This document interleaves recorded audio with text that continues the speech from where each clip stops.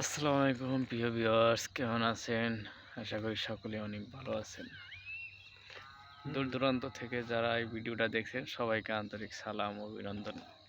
আসসালামু আলাইকুম প্রিয় ভিউয়ার্স। তো প্রতিদিনের মতো আজকেও বিকেলবেলায় বেড়াতে আসছি।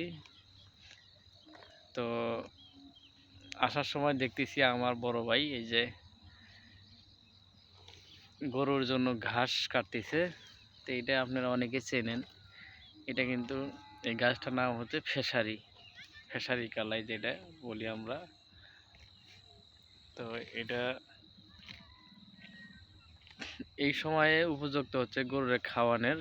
আর এর চাইতে বয়স বেশি হইলে ওইটা আপনার সেই আসে, যেমন এই যে প্রত্যেকটা মধ্যে কিন্তু সেই আসতেছে দেখতে পারতেছেন।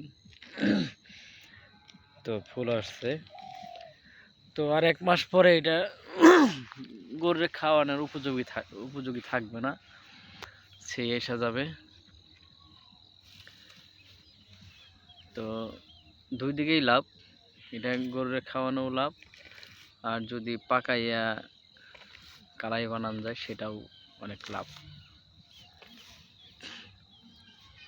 আর একটা জিনিস আছে, এটার কিন্তু শাক, এই কালার কিন্তু শাকটা অনেক ভালো লাগে। এটা ভর্তা, তারপরে আপনার পিঠালু যেটাই করেন, খুবই মজার একটা শাক, মজার একটা খাবার।